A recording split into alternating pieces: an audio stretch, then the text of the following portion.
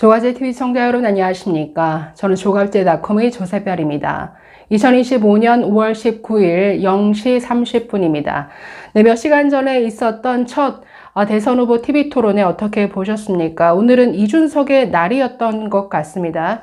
자, 이준석 후보는 작정하고 나온 듯 했죠. 오늘은 이재명을 제대로 공격하겠다. 이재명을 상대할 사람은 나밖에 없어. 김문수, 당신은 비켜. 자기가 이재명을 상대하겠다라는 식이었는데 오늘 토론회에서 나왔던 이준석 후보의 발언 몇 가지 소개만 해드리도록 하겠습니다. 자, 이렇게 얘기했습니다. 지금 이 순간에도 젊은 창업가들이 대한민국에 등을 돌리게 하고 실리콘밸리, 싱가포르 등으로 향하게 하고 있습니다. 이스라엘 기업이 미국과 기준을 맞춰 세계로 뻗어나갔듯이 우리도 규제 격차를 없애야 한다라고 주장했습니다. 또 탈석탄, 탈원전, 재생에너지만 외치는 것은 결국 한전의 부담을 떠넘겨서 전기요금 폭탄으로 국민만 고통을 받게 할 것입니다. 에너지 정책도 대폭 수정해야 한다라고 말했습니다.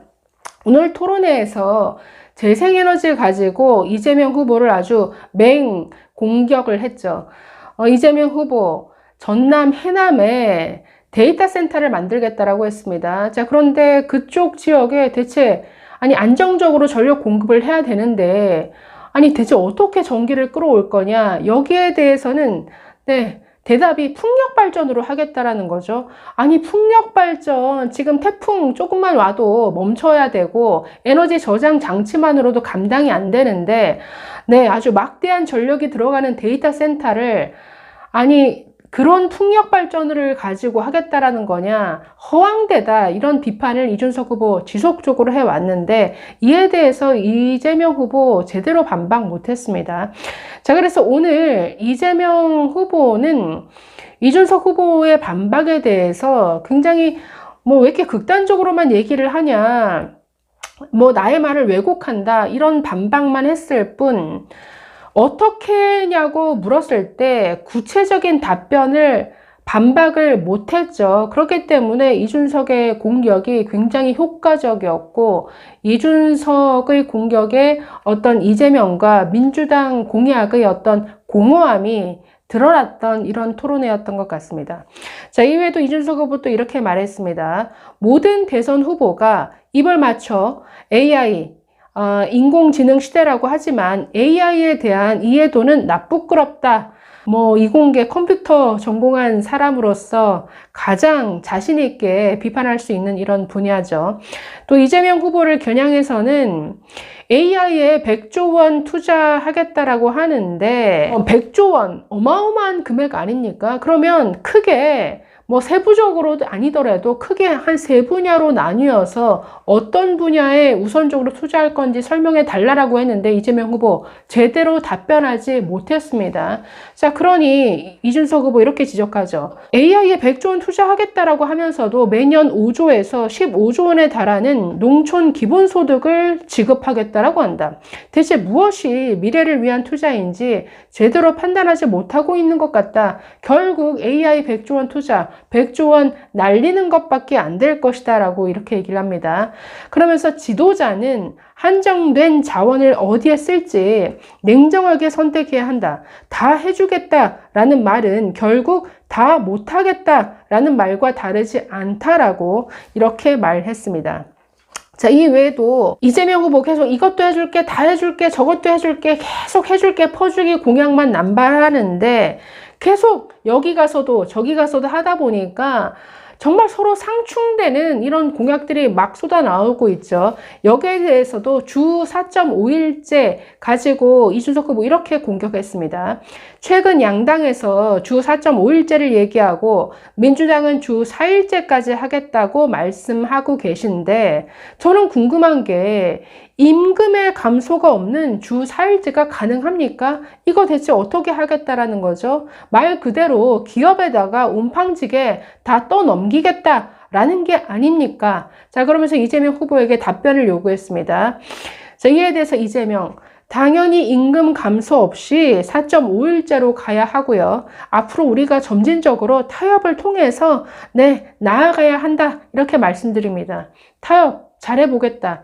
그러니까 오늘 뭔가 구체적인 그 방법, 구체적, 세부적인 내용으로 들어가면 이재명 후보 제대로 답변 못했습니다.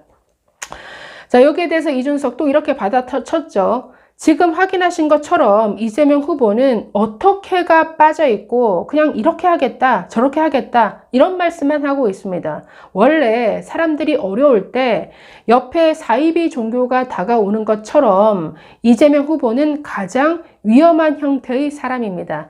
자, 사이비 종교 같다라는 이런 공격까지 했는데 저는 이 민주당이 추진하는 양곡관리법도 저는 정말 황당하게 짝이 없다는 생각이 듭니다. 왜 그렇게 쌀값에 집착을 하는지 전라도 표를 감안한 이런 선택 같죠.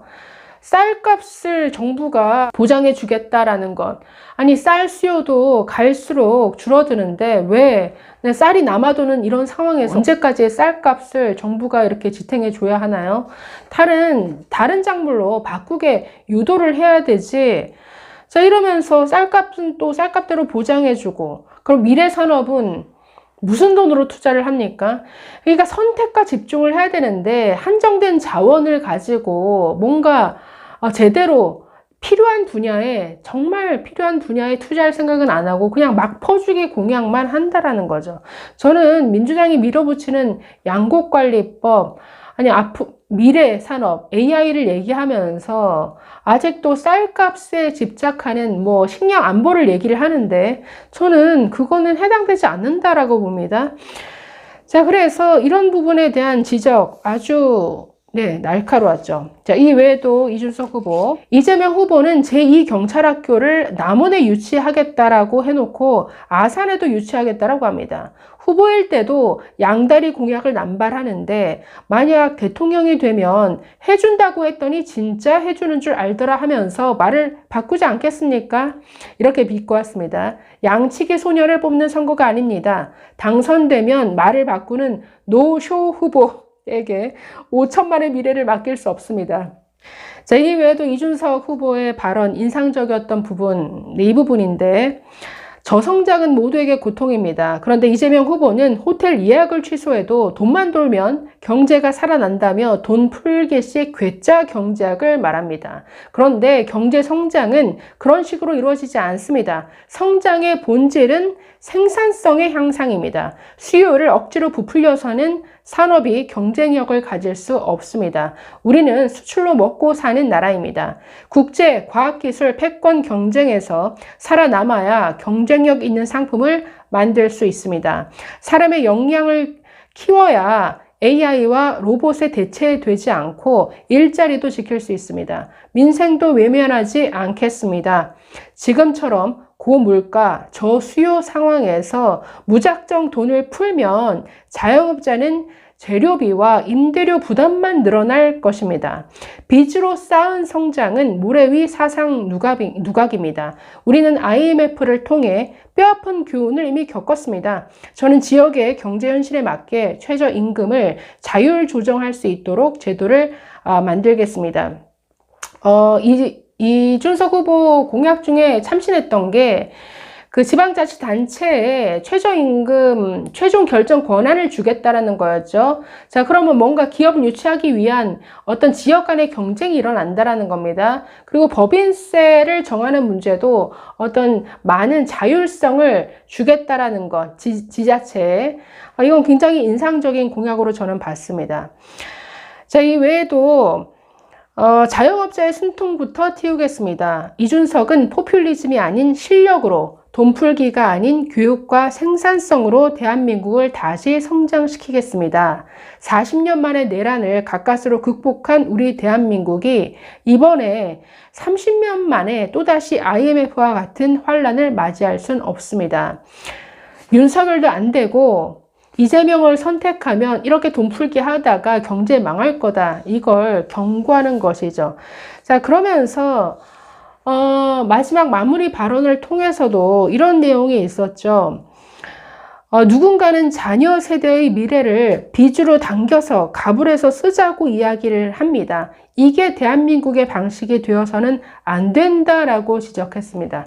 자, 그래서 오늘의 이준석의 이재명 후보 공격은 정말 효과적이었다. 자, 그래서 이재명과 민주당이 내어놓은 온갖 공약들, 저도 그 10대 공약 정말 굉장히 두꺼울 정도로 분량이 많았습니다. 내용이 너무나 많은 것들이 그 안에 들어가 있었는데 이재명 후보 공약 보면서 그냥 좋은 거 다 그냥 다 끌어다 넣었구나. 근데 정말 상충되는 공약 많았고 정말 위험한 공약, 뭐 노란 봉투법이라든가 여러 가지 뭐 기업에 개입을 한다라든가 뭐 재생에너지 양곡관리법 등등, 또 민주노총만 좋아할 이런 친노동 이런 공약들, 굉장히 위험한 공약들 너무 많이 보였습니다.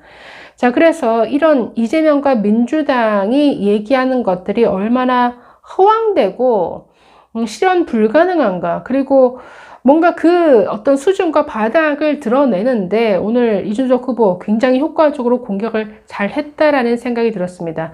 네, 오늘의 정말 토론의 진정한 승자는 이준석 후보 같습니다. 지금 온갖 커뮤니티에 이준석 후보의 어떤 그 토론 영상이 계속 올라오고 있고 유튜브도 지금 조회수 폭발하는 것은 역시나 이준석 발언과 관련된 영상들입니다. 이번 주 지지율이 어떻게 변동이 될지 한번 지켜봐야겠네요. 감사합니다.